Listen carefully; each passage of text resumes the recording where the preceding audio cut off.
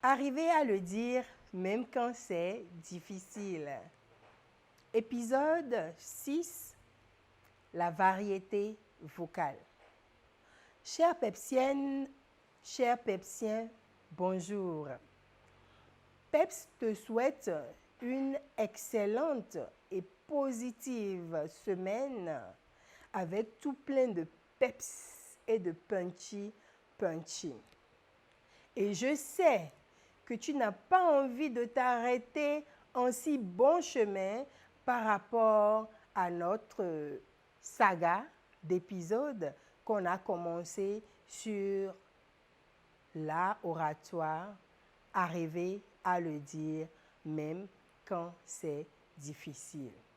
Aujourd'hui, l'épisode numéro 6 te permettrait de pouvoir connaître comment utiliser ta voix. Et c'est la Pepsienne Francine qui, à son habitude, va te conduire dans ce processus avec tout plein de peps et de punchy. Suivant notre leitmotiv, motivation, inspiration et passage à l'action qui sont les maîtres mots de ton émission.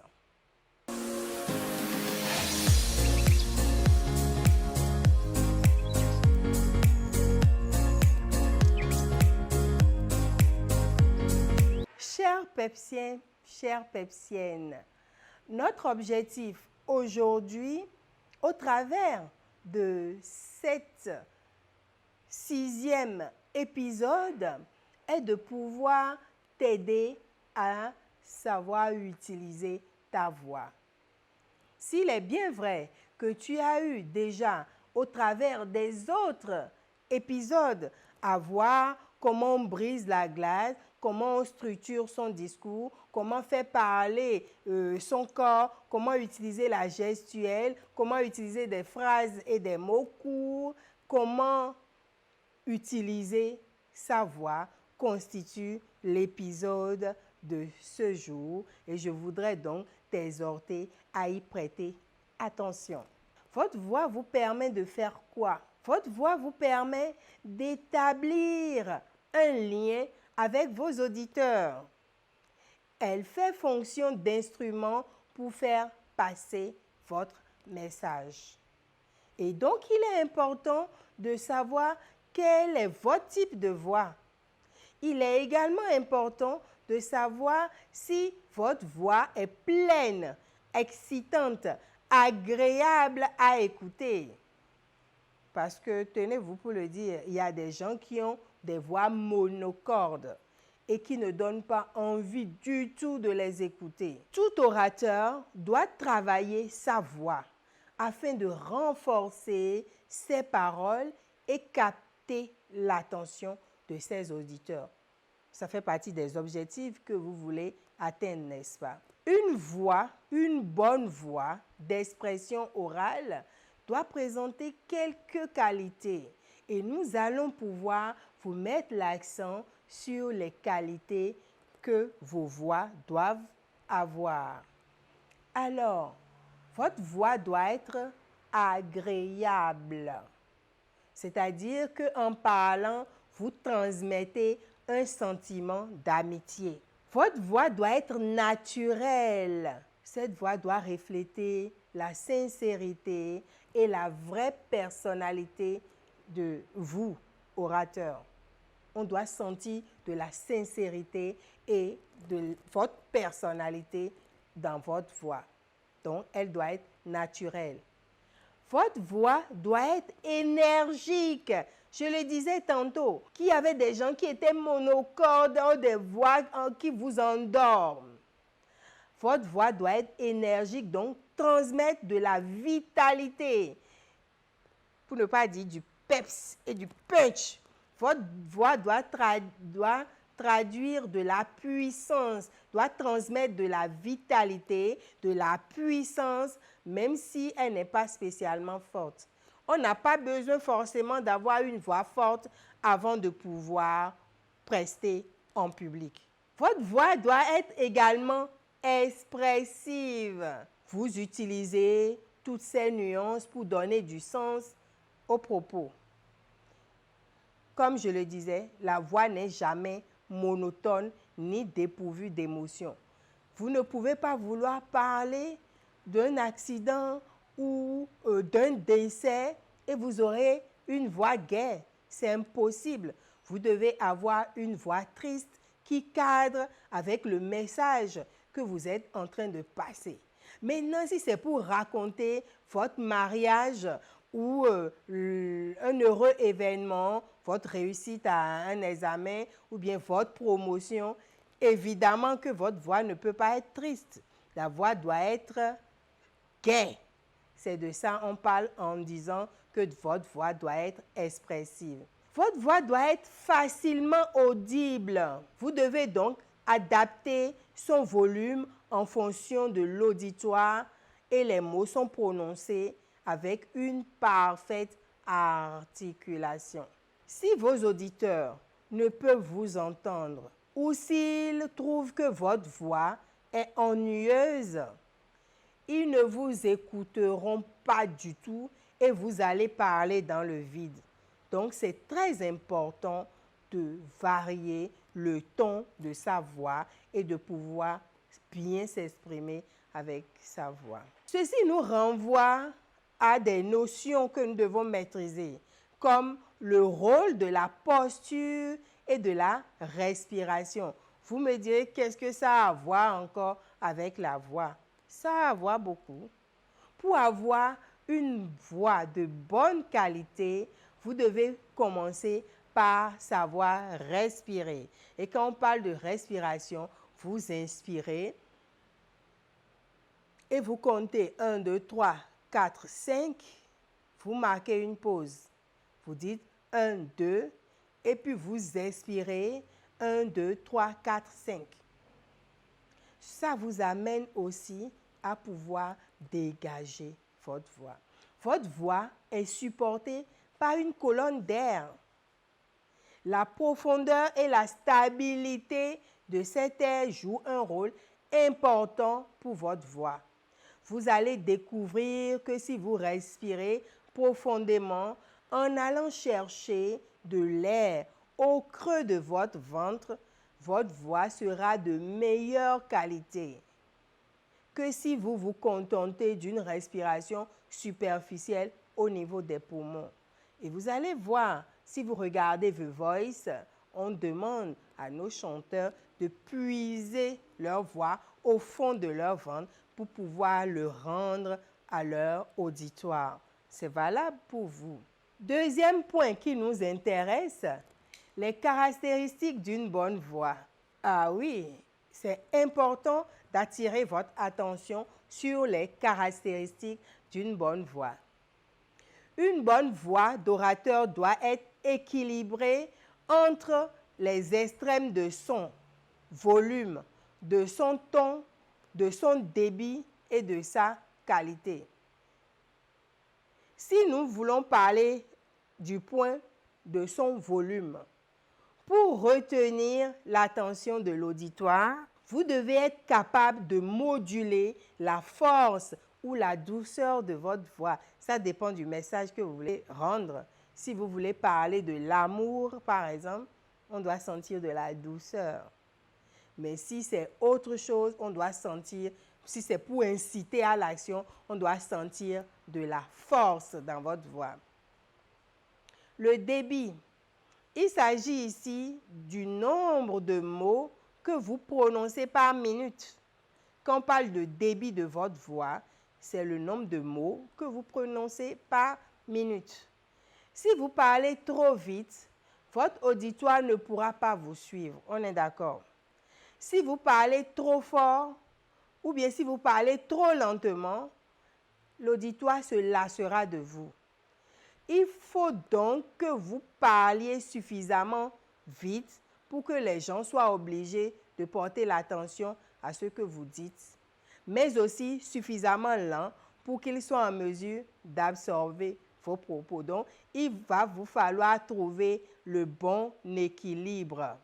C'est très important. Le silence peut être d'or, ça c'est un autre point. Il existe des moments où vous souhaitez vous taire. Des silences et des pauses judicieusement placées accentuent la force de vos mots et sont d'excellentes techniques oratoires. Vous pouvez utiliser une pause pour insister sur vos points principaux. Un moment de silence avant une déclaration indique aux auditeurs que vous êtes sur le point de dire quelque chose d'important. De même, une courte brève après une déclaration indique aux auditeurs que vous venez de dire quelque chose d'important. Également, vous respirez. Quand vous marquez votre silence, ça peut aussi signifier que vous respirez. Les pauses à bon escient vous permettent d'inspirer. Ponctuez les pauses souvent de ponctuation. Elles indiquent à vos auditeurs que vous êtes arrivé à la fin d'une phrase ou d'une idée. Marquer une pause également peut attirer l'attention de l'auditeur. Vous arrivez dans une salle et il y a du bruit. Voilà qu'on vient de vous introduire pour prester, pour passer une information ou pour persuader des gens. Rien ne se fait dans le bruit, nous le savons. Donc, vous arrivez dans la salle et puis vous vous taisez. On vous a déjà introduit quand même, mais vous vous taisez et vous regardez à gauche, au milieu, à droite, au milieu, à gauche. Avant que vous ne fassiez 3 tours, toute la salle va se taire. Et dès qu'ils vont pouvoir se taire, vous maintenant, vous avez la possibilité de dire « Honorables invités, mesdames et messieurs, bonjour. C'est avec un réel plaisir que je me retrouve en face de vous pour vous parler de… » et vous enchaînez. OK? Également, votre voix doit être très expressive. Votre voix, en étant expressive, pourra traduire toutes sortes d'émotions. Une voix expressive donne plus de sens à vos paroles, renforce votre message et retient l'intérêt de votre auditoire. Vous n'avez pas constaté quand il y a des orateurs qui pressent et l'auditoire n'entend rien, même au cours avec les étudiants, dès que vous désignez une étudiante pour donner lecture de quelque chose, vous entendez SON pour dire augmente ta voix ou bien augmente le débit de ta voix. Ce n'est pas commode pour un orateur que ce soit son public qui lui dise SON ou bien son ou bien etc.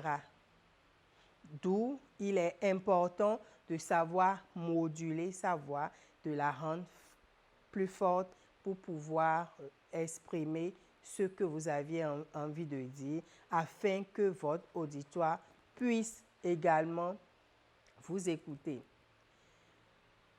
Lisez ce passage à haute voix en prenant le ton approprié. Je donne un exemple. J'apprécie tout ce que vous avez fait pour moi et j'espère pouvoir vous rendre l'appareil un jour. Dit comme ça, c'est une déclaration simple, honnête. Mais si je dis, j'apprécie ce que vous faites pour moi.